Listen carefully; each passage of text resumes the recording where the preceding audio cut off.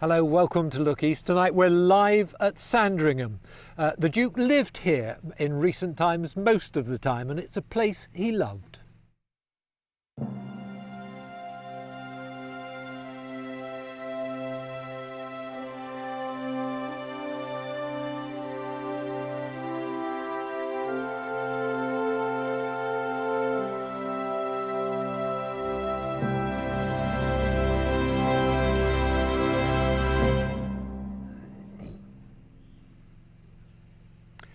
Well, as I say, this is a place that the Duke of Edinburgh loved. He loved being here and he spent most of the time here in recent years. Those of you who know the area well will know that Sandringham itself is behind this wall behind me, and a couple of hundred yards in that direction is the church, and we will have seen those pictures down the years of the Queen and the Duke going to church over the Christmas period.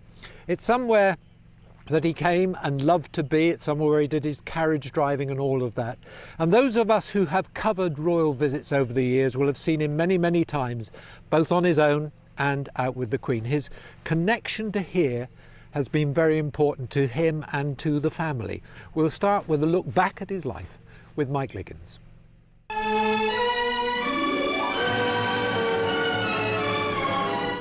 The Duke of Edinburgh finds time during his busy programme to visit Harlow Newtown and to chat with workers who live on the brand new estate. A visit by the Duke of Edinburgh in 1952, one of thousands of visits he made to towns and cities in our region over the years. The Duke was at Cambridge University in his capacity as Chancellor. He had his own unique style, always keen to lighten the mood, here joking with an onlooker about a lens cap.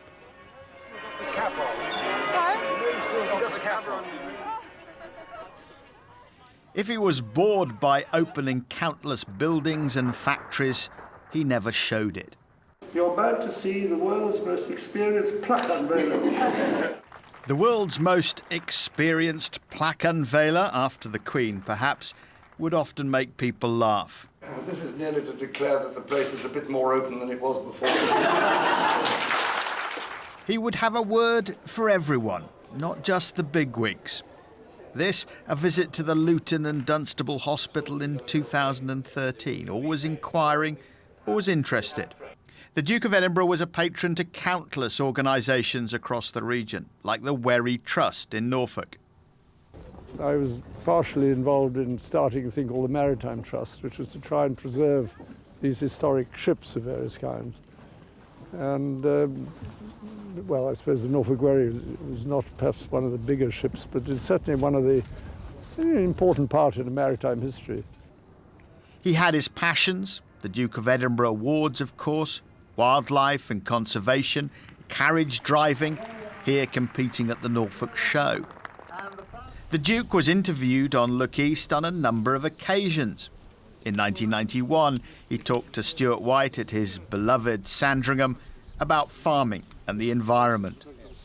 A great many people in the agricultural industry, put it that way, who are also interested in the conservation of nature. But he will be best remembered as consort to the Queen. A visit to King's Lynn Fire Station was typical. Where she went, he went, always by her side. Mike Liggins, BBC Look East. Well, let's speak now to the Right Reverend Graham Janes. Until 2019, he was the Bishop of Norwich. He knew the Duke well. He used to spend Christmas at Sandringham very regularly. What are your memories of him, Bishop?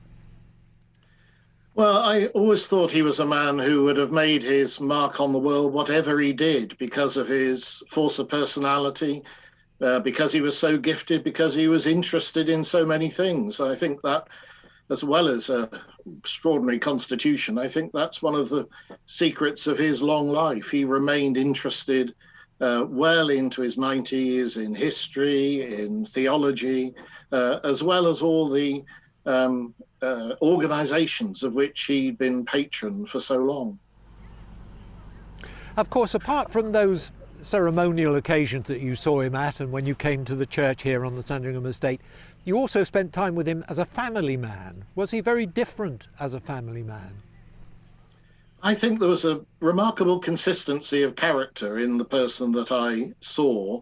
the privilege, I suppose, was to see the family together. And one of the reasons so many of the royal family, as well as the Queen and the Duke of Edinburgh, love Sandringham is it's a place that they all get together.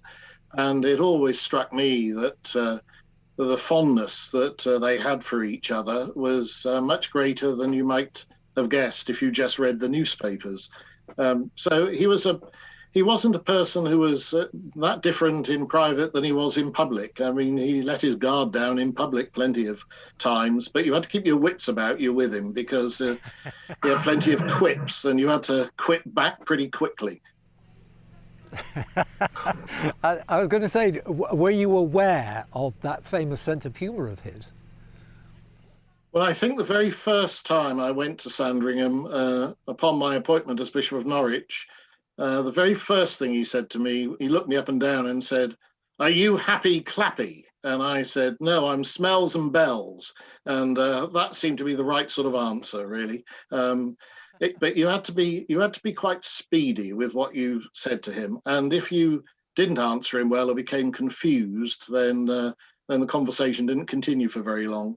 But the other thing I recall about him was what was in his mind, what he'd just been reading. He would share with you. I can remember him saying, "Do you know anything about General Monk?" And this was out of nowhere. And I said, "Well, the only General Monk I've ever heard of is the man who invited Charles II back to this country in the 17th century." He said, "That's the man. I'm reading a biography of him." And then we had a fascinating conversation. But you never knew from one minute to the next what might come up. And that was the joy of being with him, because he had such a range of interests, and he never flagged in that. I mean, his mind seemed to be as alive as ever. The last time I met him, which was about 18 months ago, it didn't seem to change. His body became frailer, but his spirit and his mind were as alive as ever. The Queen, as the Queen of the country, was he kind of running the family, the power behind the throne almost? No, I think he was, he was the buttress. I mean, he was the one who kept it up. And he was also the thinker, I think, in the sense that he knew that the best way for institutions, including the monarchy, to survive and flourish was to change. And of course, he was never fearful of change. Indeed, he promoted it. I mean, I think of the way in which it must be more than 35 years ago, with the Dean of Windsor, he wrote a book called Survival or Extinction, about the environment, saying we should move from exploitation to responsibility for nature. Now, he was always thinking ahead. And I think his great service, as well as his love and support to the Queen, was carving out a role for himself and thinking, how should the monarchy change so that it continues to flourish and survive? And when you think about it, it is extraordinary that the monarchy, largely because of the Queen's remarkable service, is as popular as it has ever been, perhaps more popular than it's ever been. We find it difficult to imagine life without the Queen and the Duke of Edinburgh. That's why, even though today, of course, you know somebody who's 99 is likely to die. But I do feel a sense of loss, not just because I knew him, but because the Queen and the Duke of Edinburgh were married before I was even born. And here I am over the age of 70 and retired. You know, he's been part of the very fabric of all our lives. Bishop, good to talk to you. Thank you so much for being with us this evening. Thank you very much, Stuart. Now, Sandringham House may be just over this wall, but actually the Duke lived in a farmhouse, wood farm, just a short distance from here. That was his home in recent times. Ian Balmer has been looking at his connection with Sandringham. In this corner of West Norfolk, the Duke's death will be keenly felt. He loved the Sandringham estate and took a hands-on role in running it. He loved shooting and driving his carriage around the private lanes. Sandringham isn't a royal palace, it's a private house. And for the royal family, a place where they can live more informally, away from the spotlight. Christmas was always spent with the family in the main house. But at other times, the Duke would live in his private home on the Sandringham estate, Wood Farm at Wolferton. He loved Sandringham, as we all know, with an absolute passion. He knew intimately almost every blade of grass. Such was his deep, deep affection for Norfolk as a whole, but for Sandringham and for the little villages, communities around that place, in that very special pocket of West Norfolk, which he held in such deep affection. And in return, of course, they held him in deep, deep affection. In Norfolk, the Duke loved the freedom to drive his own car, and it was during one of those stays at Sandringham in 2019 that he crashed his Land Rover. It overturned in a collision with another car, but the then 97-year-old was unhurt. 2 other women needed hospital treatment, and it prompted Prince Philip to hand in his driving licence. By this time, though, he was already retired from public life after nearly 70 years of service and would live at Wood Farm for several months at a time. To the end, Sandringham was a huge part of his life. Ian Barmer, BBC Look East. Well, of course, all of this comes after a very difficult year for everybody in this country, and tonight, a warning from the police. Alex Dunlop. Yes, people being urged not to bring flowers. Certainly I've seen no evidence that message has got through. I've seen during the afternoon quite a few people bringing floral tributes as a mark of respect. Yes, the palace has urged people not to leave floral tributes at royal residences. I think clearly they're concerned about crowds forming during the pandemic. Frankly, I think there's very little chance of that here. It has been pretty quiet. What police and marshals are doing is guiding people through a bit of woodland across to the iconic Norwich gates, those famous gates where people have been laying flowers as a mark of respect. One that I read from a former serviceman said, "As a country, we thank you. As a serviceman, I salute you." And people, yes, they are being sensible. They're going up individually to the gate and then walking away, but they are taking time to show their respects.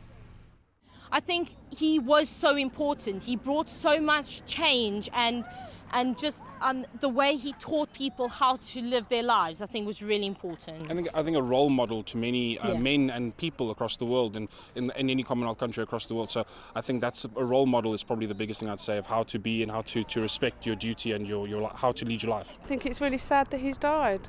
I know he's 99, but it's almost like, I think when anyone dies, it's sad. I love the royal family. They're a big part of Britain, and it's nice to show the boys how great the royal family are, and coming down here, showing them the gates, the flowers. It all goes down to them, and to show the younger generation to obviously about the royal family.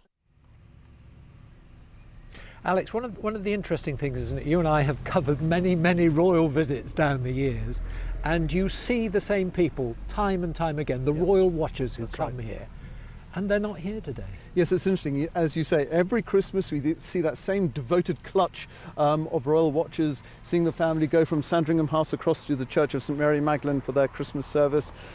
But you know what, we are living during a pandemic, and I think people appreciate that they have to be sensible and not gather.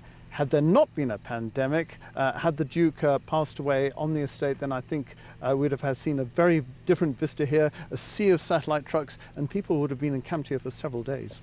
Alex, thank you very much indeed. Now, the Duke, of course, we've mentioned the church a couple of times here this evening. The Duke was patron of Ely Cathedral and was very involved with what goes on in the church in this region. And today there are special commemorations at Ely Cathedral. I think they're ringing the bell there tonight to mark his death. Sam Reed reports. A small but poignant tribute to a man particularly important to people in Ely. The Duke of Edinburgh supported the fundraising for the city's most iconic landmark. He visited this cathedral several times, most recently in 2009. The current Dean met him before taking up the role. I was introduced to Duke of Edinburgh as the next Dean of Ely, and he immediately smiled and beamed and said, he had a wonderful time here, and he particularly remembered the great dinner they had in the nave to round off the fundraising for that restoration appeal, and he spoke memorably of that.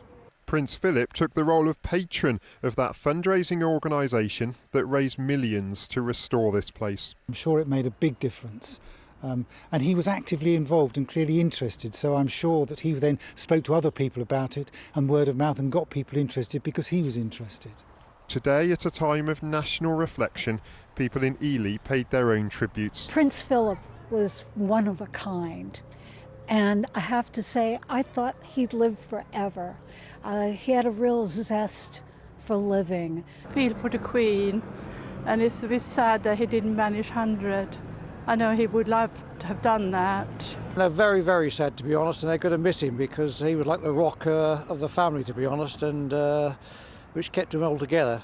At Peterborough Cathedral tonight, a bell tolled 99 times to mark 99 years of life. People in the city are able to visit the cathedral to pay respects, but asked not to bring floral tributes. Back in Ely, the cathedral will open especially tomorrow for private prayer to pay tribute to a man whose support has a lasting impact here. Sam Reid, BBC Look East, Ely. There was something in that report which it chimed with me. I think those of us of a certain age thought, like that woman said in that report, that the Duke was forever. Of course, lots of you have been having your say today. Let's see what you've been saying. Here's Robbie West. Well, thank you to everyone that's been in touch with us today, sending your pictures and sharing your memories about the Duke of Edinburgh. Philip Hall, who lives in North Norfolk, sent us this photo of his wife talking to the Prince in Nigeria back in 1989. They organised Prince Philip's visit to the country when he was president for the WWF. They said it was a privilege to accompany him all over the country. Maurice Gray also sent us lots of photos of the Duke out and about in Norfolk. This picture was taken when the Duke visited Caister to see the new lifeboat. He also sent us these pictures from when he went to Sandringham to photograph the Stalham Brass Band play Christmas carols. So some lovely memories there. Mark, who's from Chelmsford, tweeted this photo that he took back in 2017. You can see Prince Philip heading to church, followed by his grandchildren, Prince William and Prince Harry. Mark said it was a truly great day seeing the royal family for both him and his wife Claire. Now, all of our councils and police forces have also joined in the country in the national mourning today. As a mark of respect, flags on all of our police stations across Essex will fly at half-mast, and all three of the chief constables from Norfolk, Suffolk and Essex have today sent their condolences to the royal family. Thank you to everyone who shared their stories with us today. The details are on the screen if you want to give us your tales of when you've met the Duke. You can also find more tributes on the BBC's website. Stuart, back to you at Sandringham. Robbie, thank you very much indeed. Of course, the royal family has very strong links with the military. They visited many of the garrison towns in this region, including Colchester. We were there earlier today to gauge reaction just after the news came in. It's like a grandfather, he's like a grandpa that you never really spend time with, and he's gone. What a shame, you know, 99 years old. He will have words of wisdom and knowledge and things to share with people and with his family as well. So I'm not related to him, I know, but it's just a shame to see someone like him just gone like that. I thought it was really sad, but he'd lived to a good age, and I think the Queen will be devastated, especially because he's died during the period of the virus as well. So I think, but you know, the nation's lost somebody who's been there for a long time and helped the Queen and supported her throughout her reign. Very sad, and that I hope his family, you know, have a good memorial for him. I live in here 15 years. I really like this Queen, but Elizabeth, we really sad, exactly. It's really sad information. It was quite sad and devastating hearing about it. Obviously, you know, it was quite hard, like, to this country and that. I feel for the Queen because she's been with him for so long. She must be devastated. My condolence goes. And he's always been an interesting figure, you know, always been there and always done things. Yeah, a good man, and it's sad to see him go. Now, of course, the Duke loved the sea. He joined the Navy as a teenager in 1939, and as a sailor, he loved to sail. He was a member of Grafham Water Sailing Club for many years. Jonathan Park reports. The opening of Grafham Water by His Royal Highness the Duke of Edinburgh. 1966 was a famous sporting year, not just for football, but for sailing in Cambridgeshire. The Duke of Edinburgh, well known for his love of the sport, officially opened not just the reservoir, but a sailing club, which has gone on to produce Olympic gold medalists. We're all very saddened to hear of his passing. Prince Philip actually opened the sailing club in 1966 when the reservoir was first opened. In fact, as soon as it was announced that they were going to build a reservoir in the early 1960s, a group of keen sailors formed an association, lobbied to get agreement to open a sailing club here. And Prince Philip actually arrived by motor launch across the reservoir to open our premises ourselves. And he must have enjoyed being here, because half a century after his initial visit to open Grafham Water and the sailing club, he was back to celebrate the key milestone. Eric Joyce, who'd been on the water today, remembers meeting someone with a deep knowledge and passion of sailing.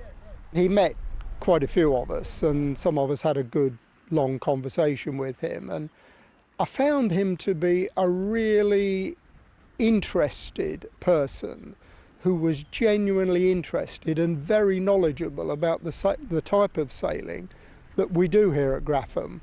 And here are the type of boats that the Duke would sail, called Flying 15s, often alongside its designer and friend, Uffa Fox. Perhaps his greatest achievement was setting up the Duke of Edinburgh Award Scheme. Millions of youngsters around the world have benefited. Tracy Grant from Cambridge met him several times in her role with the organisation. Prince Philip was always very personable with the young people. He would make jokes and have a laugh with them. He would really relate well to them and the achievements that they've made. I've got a couple of pictures here. These are me at the award presentation, so there's a couple there, which I think you can see, meeting the Duke of Edinburgh. And then on the final occasion that I met him was when he came to Cambridgeshire in 2016 to Grafham Water Centre. So that was, I don't know if you can see this shiny bit, that was the last picture I had taken with the Duke of Edinburgh. Whether it was sailing or carriage driving, the Duke of Edinburgh was a committed sportsman with a keen eye for detail, remembered fondly by everyone at Grafham Water, and whose name will be on this year's trophy. Jonathan Park, BBC Look East. Well, let's get the weather, shall we? Here's Julie. Stuart, thank you very much. Well, I thought I'd start with this photograph of the sun rising on what turned out to be such a significant day. And as expected, we've had this cold front pushing down from the north. Now, it dragged its heels a bit, and tonight, later on, it's going to stall for a while. So some of us will see things drying out with just a few showers following in behind, and perhaps even the cloud breaking to allow some clear spells. But parts of Suffolk and Essex at the moment, here we're more likely to see some thicker cloud and some rain lasting right the way through until morning. Temperatures, well, where we get breaks in the cloud, could drop close to freezing, and with light winds we could also get a frost as well. And then tomorrow, we're still not sure how far north the rain associated with this front is going to get, but this is what computer thinks as it stands. So I think the further north and northwest you are, the more likely you are to see perhaps some brightness and sunshine coming through and a few showers. But elsewhere, a lot more in the way of cloud with some showers and perhaps longer spells of rain. But at the moment, the risk of sleet and snow is very low. But whatever the weather decides to do, it is going to be bitterly cold. We see the return of that Arctic air from the north. Temperatures of only about 6 to 9 Celsius and feeling colder still in those north to north easterly winds gusting 25 to 35 miles per hour. So it's a very similar setup on Sunday, that sea of blue and these northerly winds. So on Sunday, more in the way of sunshine expected for all of us, but also some showers, and they could be of rain, sleet or snow. They'll be fairly well scattered, perhaps not for everybody, and again temperatures below average for the time of year, and those winds, they will be lighter on Sunday compared to Saturday, but they still will make it feel even colder. But I think as we head into next week, we'll eventually see a change in the wind direction. As they become more southerly, we'll also start to see those top temperatures coming back closer to average. Monday, the chance of seeing a bit of showery rain, but I think on the whole it is looking fine and dry, courtesy of an area of high pressure. And with light winds and those higher temperatures, it should feel fairly pleasant and a real contrast with the kind of values we're going to see over the weekend. And as for your overnight lows, well, we've still got some very cold and frosty ones on the way. In fact, on Sunday night, some spots could drop as low as -5. But as we head towards the end of next week, I think those temperatures overnight returning closer to average. Now back to Stuart at Sandringham. Julie, thank you very much indeed. Alex is still here. I mean, if you go into Sandringham, what you notice is that they live in palaces normally, don't they? This is a very big house, but it's a family house. It is a family home. Well, I think what's crucial, Stuart, is you just cannot overemphasise that bond, that mutual affection between the Duke of Edinburgh and the people who live on the estate, who work on the estate and beyond. Yes, the Queen inherited Sandringham House from her father back in the 50s, and she's tasked the Duke of Edinburgh with looking after the estate. And as we know, he was a keen conservationist, and he was so hands-on, heavily involved in local conservation projects with volunteers, getting his hands dirty, restoring ponds, planting heaven knows how many trees. So there's a very strong local loyalty. As you say, this was not an official royal residence. This was a private family home. And I think local people saw the Duke as a very convivial neighbour, albeit a very grand one. And I think this corner of Norfolk certainly gave him the chance in retirement to lead as normal a life as possible. And I spoke to the Bishop of Norwich this afternoon. He summed it up beautifully. He said, here was a place where the Duke of Edinburgh could live quietly in a farmhouse on the estate where he could have gentle days. And I think for the best part of 4 years, that's exactly what he was able to do. Alex, very good. Thank you very much indeed. I'd like to just show you some pictures before we go. This is my memory of the Duke. This is a picture of him walking through a farmyard on the Sandringham estate 30 years ago. We both looked very young, didn't we? Me and him together. I'd come here to interview him. The questions had been set by people at the Palace in London and at the top of the BBC, so they weren't my questions. I was told by my cameraman that the Duke would arrive, get out of his car, stand in front of the camera, do his bit, get back in his car and drive off. There'd be no chance to get any set-up pictures or anything like that.